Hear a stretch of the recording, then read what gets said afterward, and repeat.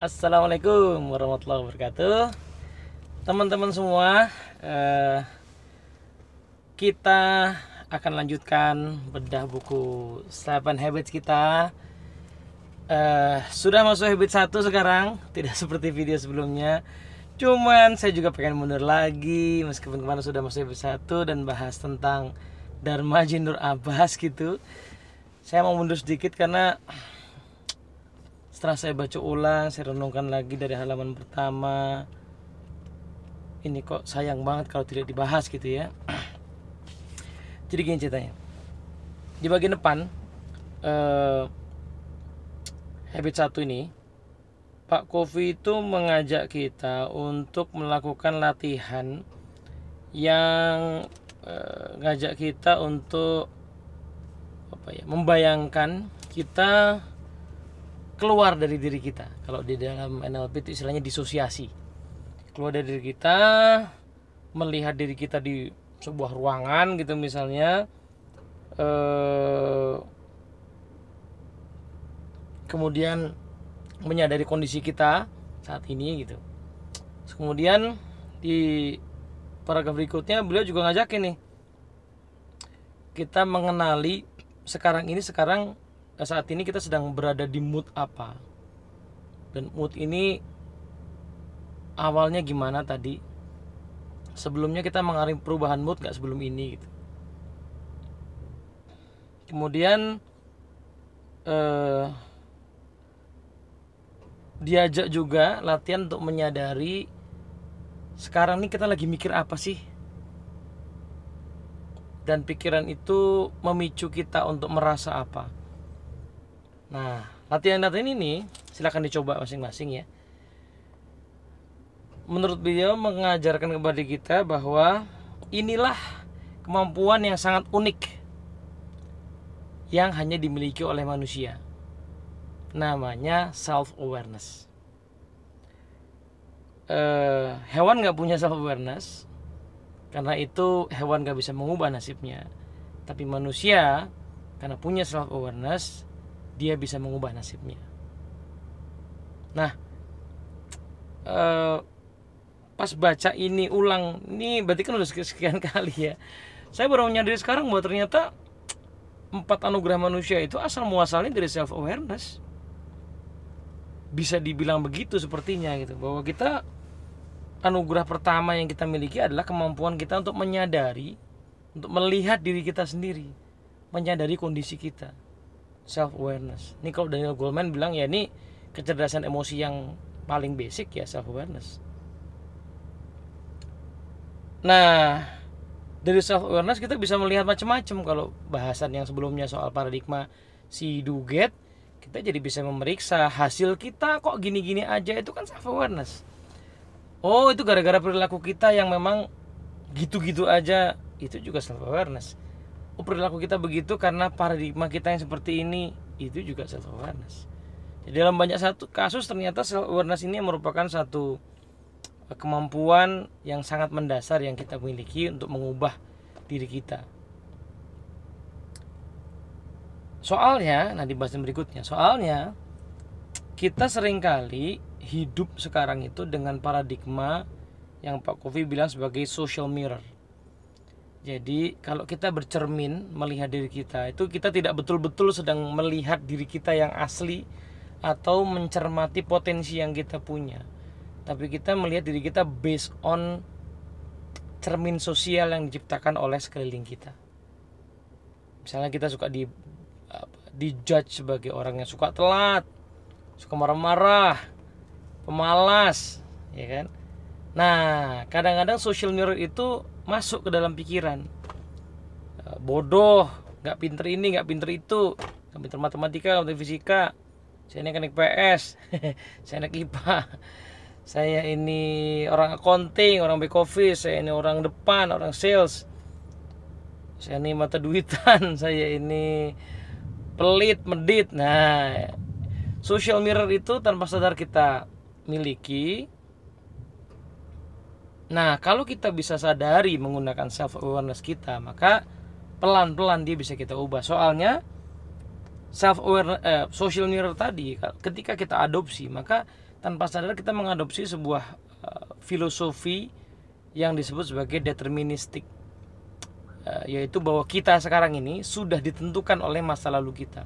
Masa lalu itu bisa bentuknya adalah genetik ya, kita begini karena kakek buyut kita, turunan kita begitu.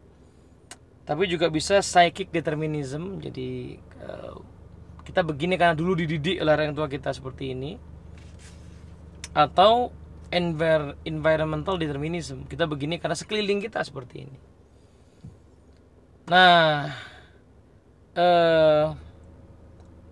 pola pikir determinisme ini itu berangkat dari juga disumbang ya, diperkuat dengan pola pikir stimulus respons, bahwa kita itu merespon kayak sekarang berperilaku ya karena kita dulu stimulus itu oleh tadi genetik kita, turunan atau didikan, pola asuh pendidikan, pelatihan atau lingkungan sekitar kita. Nah, padahal di antara stimulus dan respons itu ada ruangnya. Nah, ini udah kita bahas kemarin ya, reaktif. Kita menjadi tidak proaktif alias reaktif karena ruang antara stimulus dan respon itu tidak dimanfaatkan, sehingga ada stimulus langsung merespon. Ada tim kita nggak kerja langsung marah-marah, nggak ditanya dulu, nggak dipikir dulu ini ada apa sebenarnya. Ada tim kita nggak ikut aturan langsung marah-marah, langsung negur di depan orang, padahal kita belum tahu situasinya seperti apa.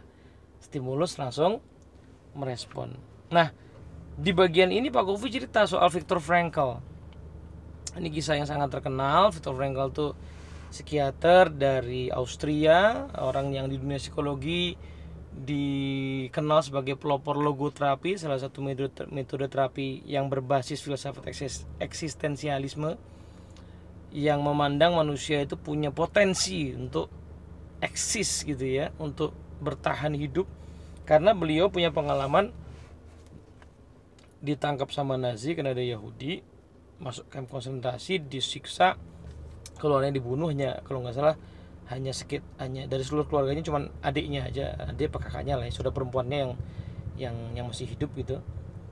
Nah, di tengah siksaan itu dia menemukan bahwa ternyata kita masih punya kebebasan. Jadi sementara ketika hidup di sana tuh dia seolah-olah tinggal nunggu waktu gitu ya, nunggu waktu untuk mati. Dia menemukan bahwa ternyata masih ada kebebasan itu, yaitu kebebasan untuk bagaimana memutuskan apakah siksaan itu akan mempengaruhi diri saya yang sesungguhnya atau tidak. Apakah saya akan terpengaruh menjadi seorang yang lemah karena saya dilemahkan, atau apakah saya terpengaruh nanti kalau suatu saat sudah lolos maka saya akan jadi penyiksa juga seperti itu. Kita punya keputusan itu. Nah, kalau mau baca kisahnya, baca buku judulnya Man's Search for Meaning, itu autobiografi ringkasnya Pak Viktor Frankl. Ada kisahnya itu di buku tersebut. Bukunya masih laris ya, di buku impor, buku bahasa Inggrisnya laris, terjemahannya juga laris, ada di Gramedia kalau nggak salah. Nah, di sini Pak Kofi menekankan ya tadi ya, stimulus respon itu di tengah-tengahnya ada ruang. Nah, di ruang itulah kita memanfaatkan self awareness kita, kemampuan untuk menyadari kondisi kita saat ini, memanfaatkan imajinasi kita ya, memanfaatkan hati nurani kita, dan memanfaatkan kehendak bebas kita. Jadi asal muasalnya adalah dari kesadaran bahwa kita ini tidak berada dalam kendali situasi loh. Kita ini tidak ditentukan oleh situasi loh. Kita ini punya pilihan untuk menentukan apa yang akan kita rasakan, apa yang akan menjadi karakter atau diri kita. Nah, dalam bahasa yang lain, proactivity disebut juga sebagai responsibility. Yang di buku ini menarik karena dibahas bahwa responsibility itu sebenarnya dibagi dua kan. Response terdiri dari dua akar kata ya, response sama ability. Nah, kalau dibesar begitu jadi ketahuan nih mana aslinya. Responsibility sebenarnya adalah the ability to choose response. ya, kemampuan untuk memilih respon kita. Nah, caranya memanfaatkan ruang tadi antara stimulus respon yang ada 4 anugerah itu. Dimulai dari self awareness. Karena kita punya self awareness, maka kita sebenarnya punya kemampuan memilih respons. Gitu. Jadilah proaktif itu modelnya kayak gini nih. Tuh. Kalau reaktif itu kayak gini. Nah. Jadi kalau suasana mendung kayak di area puncak sini, suasananya mendung, badan kita terasa agak sejuk. Tapi pikiran perasaan kita nggak harus loh. Jadi dikatakan begini, Pak Kofi. Iya, memang sih ada siksaan yang mungkin menyakiti tubuh kita, dan tubuh kita betul-betul bisa tersiksa. Tapi siksaan fisik itu atau siksaan ekonomi masyarakat tidak harus menimbulkan siksaan batin juga, karena kondisi batin itu ada dalam kendali kita. Sekali lagi, ini tidak mudah, saya tidak mengatakan ini mudah, tapi inilah habit yang akan menentukan apakah kita bisa berhasil dalam jangka panjang apa tidak. Highly efektif itu. Karena dalam perjalanan menjadi highly efektif pasti akan banyak halangan. Nah, orang Jawa bilang alon-alon waton kelakon. Nah, alon-alon kelakon itu sering terjemahkan dengan pelan-pelan yang penting selamat gitu kan.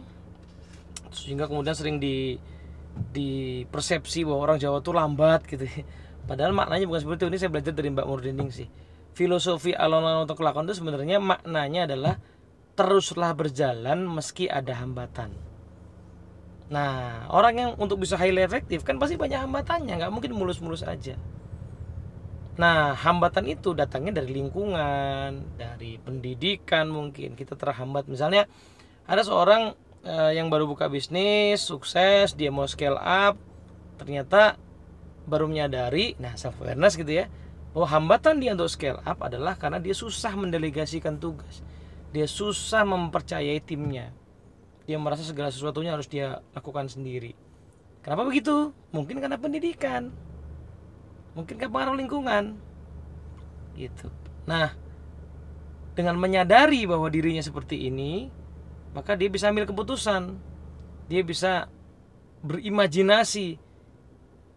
Seandainya saya bisa jadi orang yang bisa mendelegasi, apa yang akan saya lakukan ya? Saya bisa belajar dari siapa? Kemudian saya bisa bertanya pada hati nurani saya, mana sebenarnya tindakan yang benar, dan saya bisa menggunakan independent will saya, kehendak bebas saya untuk memaksa diri melatih supaya kita bisa menjalankan sebagaimana tugas kita itu. Gitu ya. Jadi sampai sini dulu bahasan kita. Nanti ada kisah lain yang mau saya bahas. Kita tentang seorang perawat yang mendapatkan sebuah insight yang luar biasa di sebuah sesi yang dibawakan oleh Pak Kofi di Sacramento. Assalamualaikum warahmatullahi wabarakatuh.